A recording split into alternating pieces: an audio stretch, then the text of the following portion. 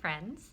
It's Carrie from the Portland Public Library in Portland, Maine, and I'm joining you again today from the Sam L. Cohen Children's Room to continue reading George by Alex Gino, published by Scholastic. Chapter 4, Anticipation.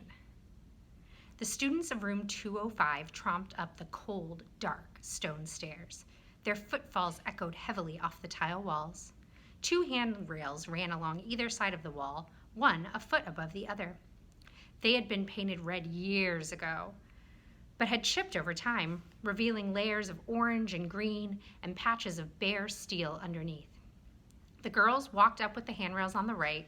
The boys had handrails on the left, and they traveled the long way around the platform halfway up the flight. Bulletin boards on the second floor were lined with construction paper Wilburs and Charlottes that the younger grades had decorated. Principal Maldonado stood at the far end of the hallway. She watched without a word or a smile, making sure the classes filed quietly into their rooms, where teachers sat with lessons plans on their cluttered desks and assignments on the whiteboards. In room 205, the morning journal assignment was written in neat script on the board. It read, "If you could be a color, what color would you want to be? Explain why in no less than 5 lines." The class settled into the rhythm of the morning, and scratches of pencils in the notebook replaced the metallic scrapes of chairs and coat zippers. Once the line at the pencil sharpener had faded and most students were finished writing, Miss Udell called a few volunteers to read their journal entries. Janelle said she would be fuchsia because it was bright and dark at the same time. Chris wanted to be orange because it was the only color that was a food. George wanted to be pink so that people would know she was a girl, but she hadn't written that down. Instead, she'd said she wanted to be purple, like the sky at sunrise. She didn't raise her hand to read her journal aloud. She never did. Miss Udall said that it was okay for journals to be private. At the end of journal time, Miss Udall addressed the class. "I know this is a big day that many of you have been waiting for, perhaps even rehearsing for." Murmurs filled the room, as well as a few giggles from the girls. George felt a warm wave pass over her as she remembered reading Charlotte's lines. "I am happy to announce that I will be holding tryouts at 1:30, Miss Udall continued. The class groaned. That was hours away. Anyone who was caught looking at his or her lines instead of paying attention today, as well as anyone who asked me questions about the audition before 1:30 this afternoon," Miss Udall paused for effect, "will be deemed unable to handle the responsibility of performing." She nodded firmly, indicating that she had finished the topic. The class waded through a morning of math, reading, and science, wishing impatiently for the afternoon to arrive. "Who eats green beans with spaghetti?" Kelly winced as she dropped her orange tray onto the long table. The school lunchroom was in the basement, and the gated windows near the tops of the tile walls let in little light. Most of the illumination in the large room came from long fluorescent bulbs that ran along the high ceiling. George was already sitting down, poking at mushy strands of vegetables with her spork. She leaned down to sniff them, but couldn't smell anything other than the faint scent of spoiled milk that had seeped into the lunch table and couldn't be removed with all the bleach in the world. "Who eats green beans with anything?" George asked, crinkling her nose. "I happen to love green beans, you know, when my dad sautés them in garlic with just a touch of olive oil." Kelly brought her fingers to her mouth and kissed them in the air. "Mwah! Bon appetit." "But this stuff..." She picked up a droopy green bean between her thumb and forefinger. "It's limper than the spaghetti, which is overdone too. It's not al dente, which is how you're supposed to cook pasta. Al dente is Italian for to the tooth, and it means it's still a little hard in the center, so you actually have to chew it." Kelly picked up a few strands of spaghetti on her spork and wiggled them in the air. "This stuff is not al dente. I can tell you that much." George shrugged and spun her spork to gather up a mouthful of spaghetti. The lunchroom was already noisy and getting louder as the rest of the 3rd through 5th grade classes filed through the lunch lines and filled the long tables. "So, do you want to practice?" Kelly asked. "Not here," George nodded at the crowded table. She didn't want anyone else in the class to hear her reciting Charlotte's lines. You know they'll find out when you get the part, Kelly pointed out. That's different. If I get it. George wasn't sure exactly how it would be different, so she tried not to think about it. Whatever, we'll practice during recess. Kelly snuck her camera out of her pocket to take pictures of the limp beans and spaghetti until Mrs. Fields, the lunchtime volunteer, scrunched her face in Kelly's direction and told her to put the camera away. Artists are never appreciated in their lunchtime, Kelly mumbled as she stuffed the camera into her pocket. Outside, the smell of pine trees wafted in from the yards of the houses that bordered the back of the school. The air was filled with a buzz of 100 students at recess, punctuated by yells, laughter, and occasionally Mrs. Field's piercing whistle. She was a short, wrinkly prune of a woman with poofy gray hair who disapproved of everything and walked with a hunched back that made her look even shorter and wrinklier than she already was. Maddie, Emma, and several other girls were gathered in a circle, gossiping about their favorite television show, Not So Plain Jane, and whether their parents would let them go next month to see Jane Plain, star of the show, live in concert. Jeff had a circle of kids around him too, hoping to get a turn to see his new phone. Mrs. Fields would confiscate it if she saw it, so the boys around him huddled in close. Jeff didn't let any of them hold it, but he allowed a chosen few to touch the screen. Kelly and George found a quiet spot at the far end of the fence to practice. Kelly pulled a copy of the script page out of her pocket. George knew her lines and didn't need to look at the sheet once she spoke, but her heart thumped heavily and she spoke too quickly, swallowing the final words of each line. She glanced behind her whenever Kelly spoke to make sure no one was watching, and missed half her cues. Kelly frowned when they were done. That wasn't your best performance. I know. Do you want to run through it again? No. A few nearby third graders turned their heads in the direction of George's shout. She lowered her voice. I mean, no, it's too open. I'll be all right when I'm alone with Miss Udo. I still don't see what the big deal is, Kelly said. So you want to play a girl on stage. It's not like you want to be a girl. George's face paled. The air grew hot around her. What's wrong? Kelly asked. George opened her mouth, but there were no words, so she closed it again. She started to giggle nervously. George's charged laughter filled the air, and soon Kelly was chuckling too, though she didn't know why. George's laughter grew frantic, and she felt lightheaded. Her knees buckled, and she dropped to the ground. Not wanting to feel left out, Kelly fell to the black pavement as well. The kids in the yard ignored George and Kelly, but Mrs. Fields didn't. Off the ground, she commanded. You don't know what animals have urinated there. Kelly jumped up and extended a hand to George, who took it and let Kelly pull her to her feet. I hope an animal urinates on her head, Kelly whispered to George. Then she said, So, what were you laughing about? George stared at her best friend. Are you serious?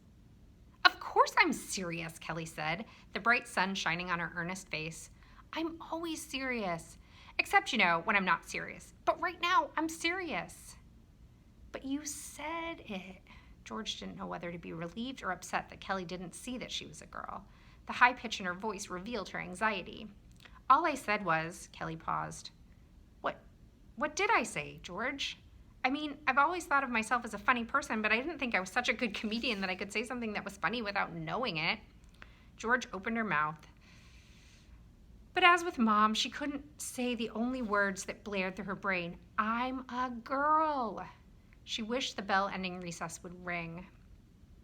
Are you nervous about the audition? Kelly asked. Don't be. My dad says that men performing in non-traditional gender roles is good for feminism. He says it's important as an artist to be in touch with his feminine side.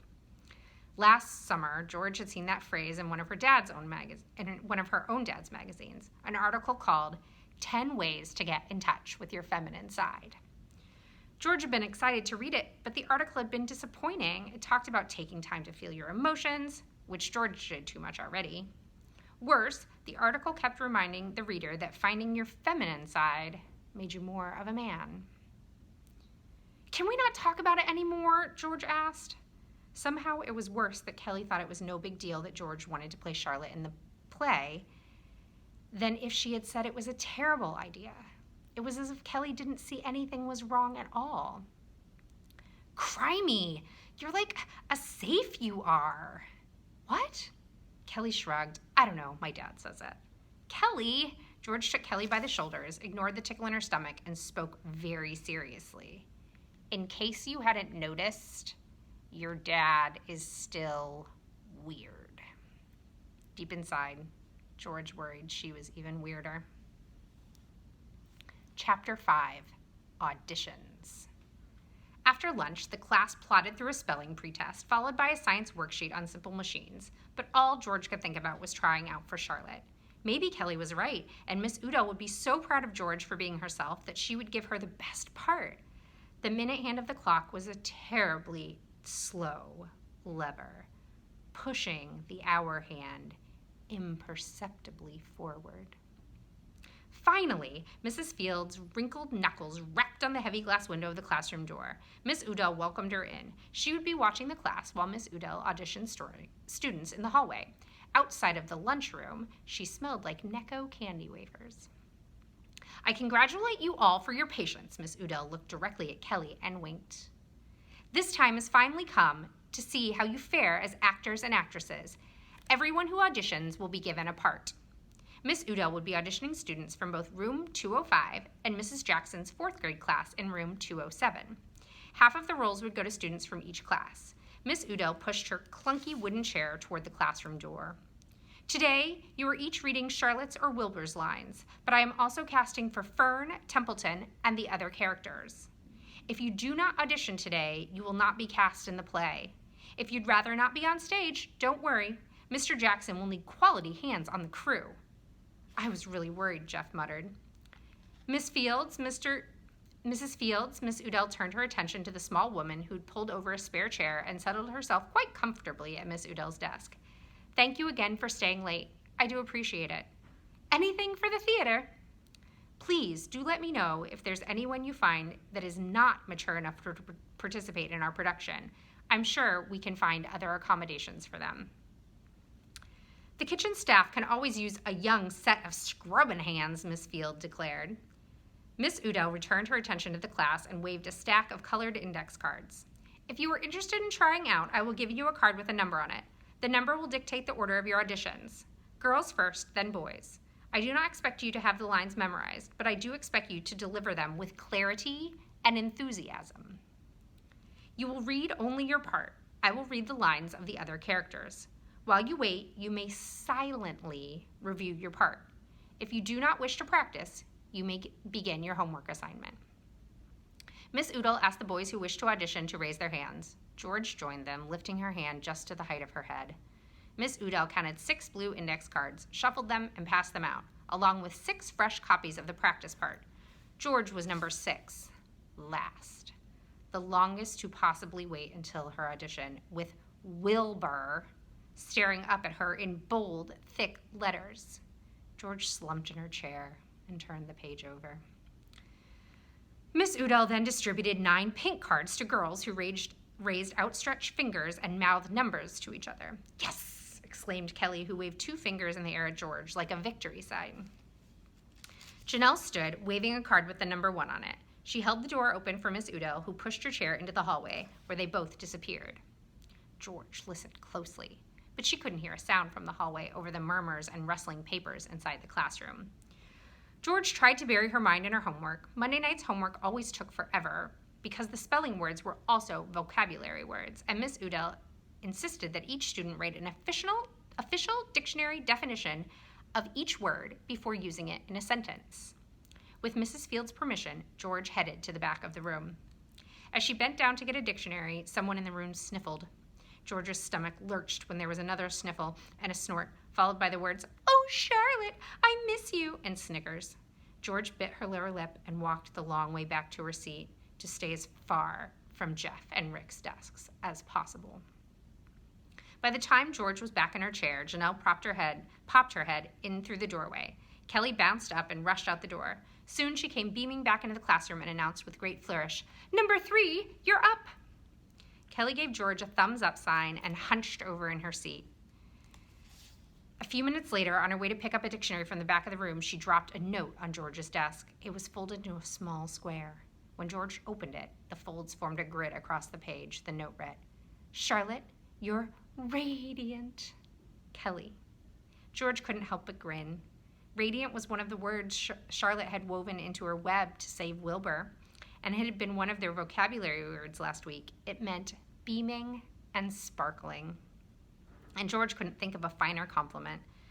She took a break from her homework to recite her lines silently. She remembered them all, and she knew just when to pause to give the words the best effect.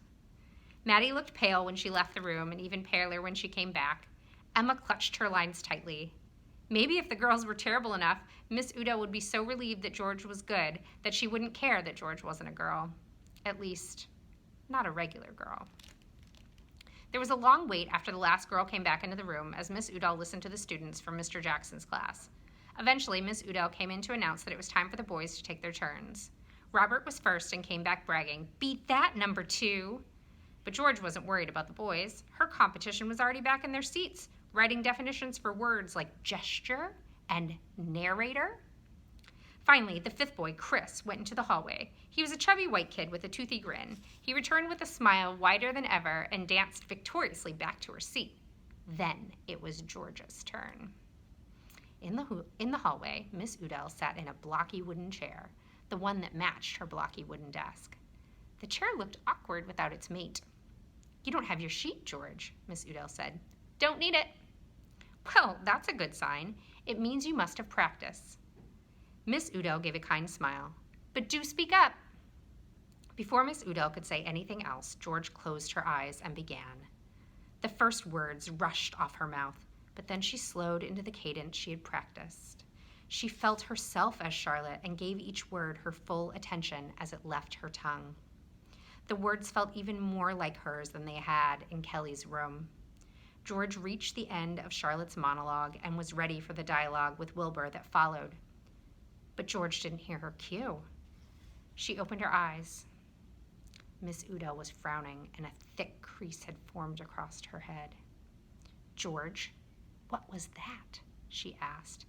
"I," started George, but there were no words to finish the sentence. Was that supposed to be some type of joke? Because it wasn't very funny." It wasn't a joke. I want to be Charlotte." George's voice sounded much smaller now that she was speaking her own words. "You know I can't very well cast you as Charlotte. I have too many girls who want that part. Besides, imagine how confused people would be. Now, if you're interested in being Wilbur, that's a possibility. Or maybe Templeton. He's a funny guy." "No, thanks. I wanted..." "Okay then," Miss Udall eyed George oddly. "For now, we need to get into the room to get ready to go. Would you hold the door for me?" Miss Udall pushed her chair back into the classroom, shaking her head. She announced that it was time to pack up and sent George's row first to the coat closet. George muttered to herself as she loaded her math book into her bag. Stupid, stupid, stupid, stupid, stupid, stupid body, stupid brain, stupid boys and stupid girls, stupid everything. She kicked at the leg of her desk, knocking into Emma's chair in front of her. Emma turned and gave George a dirty look. George stared intently at the speckled tile floor and wished she were home in bed. When Miss Udall called her row, George hoisted her bag onto her back and shuffled over to the boys' line, still staring at the ground.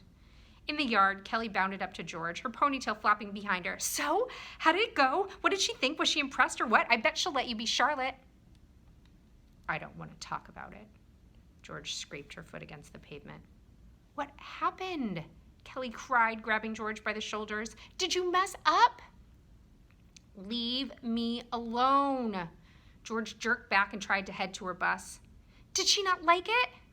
"No, Kelly, she didn't like it. She hated it."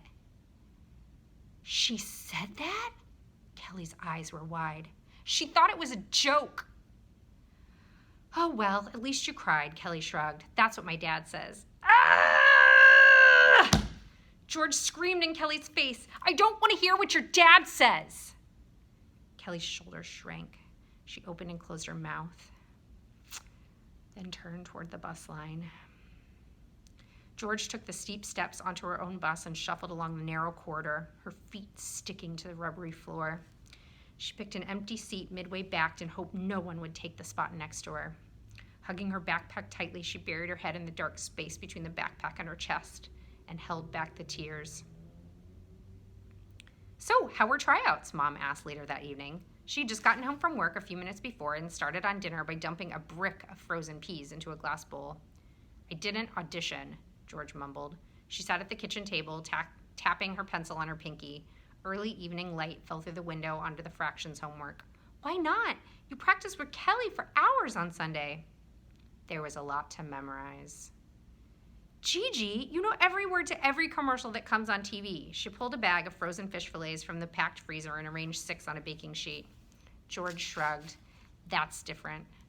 "I was just so excited to see my little guy on stage." Mom tousled George's hair. George brushed her aside with a shrug and buried her head deep in her homework. Neither of them said another word until Scott slammed the front door, announcing his arrival. "Wash up," Mom told him. "Dinner's almost ready." "Wash up? What makes you think I'm dirty?" "Because I've met you. You're always dirty. Now go wash your hands with soap." Over dinner, Mom asked Scott about his day at school. "It was awesome," Scott exclaimed. "Oh, really?" Mom was skeptical. Scott rarely showed such enthusiasm about his education. "What happened?" "So we were in PE, and we had to go to the outside track and run a mile, and I have PE 6th period, right?" Scott waved his fork around as he spoke. "So there was this kid, he's not even out of shape really, but I think he had 5th period lunch, and I know he had macaroni because he ralphed it all up, all over the track. Mrs. Phillips had to blow the whistle and let us stop early because he was afraid that someone would slip and fall in it." Mom started rubbing her temples at the mention of macaroni, and by this point had her head fully in her hands. "Scott," she warned through tight lips. Scott ignored her. "I was right behind him when it happened, so I got to see the vomit up close. Some of the macaroni pieces were still whole. I think it was mac and cheese because it was all yellow." "Scott!" Mom shouted. "Could you please tell a different story? Perhaps one less intimately related to the inner workings of the digestive system?" "Sorry, Mom. I'll talk about boring things. I know. How about George? He's always good for being boring." Your brother is not boring," said his mom. George had been staring directly at her food. She hated thinking about gym class, even someone else's gym class. Gym class meant boys yelling at her to run faster or throw the ball harder. She would hate to run a mile on the track with a bunch of them. "What about that play you're going to be in with your girlfriend?" asked Scott. "She's not my girlfriend," George said into her plate. "Your brother didn't try out," Mom explained. "Why not?" Scott cried. "You spent a weekend practicing for a play about a dumb spider and then you didn't even audition?" "Charlotte isn't dumb." George threw her fork down. It ricocheted off the edge of her plate and twirled end over end in the air. All eyes were on the utensil, which spun as if in slow motion. It hit the ceiling and bounced on Scott's head before rattling to the floor. "Ow!" Scott yelled. "Did you see what he did, Mom? He tried to kill me." "Scott, he couldn't have done that if he tried. It was an accident, and I'm sure he's sorry. Aren't you, Gigi?" George nodded. In a daze, she could still feel the weight of the fork in her hands. "Then tell your brother so," Mom said before heading to the freezer for some ice. "Sorry, Scott," George mumbled. Scott rubbed his head and grinned. "Man, you've got some arm on you. If you ever got in a fight, I bet you could be pretty good." Mom returned with a plastic bag filled with several pieces of ice. Scott held the bag on his head with one hand and resumed eating with the other. "Well," Mom said, "at least the injury hasn't affected your appetite." The flaky fish patties and soft peas required little chewing, and soon George's plate was empty. She asked to be excused and dumped her dishes in the stainless steel sink. She ran upstairs and closed the door to her room just as tears began to fall. She flopped onto her bed and cried into her pillow. She cried about Charlotte. She cried about being mad at Kelly. She cried about Miss Udall thinking she was joking. But mostly she cried about herself. Then she pulled the denim bag from the bottom of her closet and brushed her fingers against the glossy magazines. She rubbed the cool pages against her cheeks, leaving behind tear stains that warped the covers. She told herself she didn't care whether she ruined them. She should throw the magazines away, she thought to herself. She should get rid of them completely. But she couldn't just put them in the kitchen trash. Mom would see them and want to know where they came from. Even if George put them directly into the recycling can outside, someone might notice them. Besides, she wasn't sure whether she could dump her magazine friends like that. And even if she could, she couldn't stop wanting to be like them. so she hugged the magazines tightly to her chest, then carefully packed them up for next time. Thanks, friends. See you next time.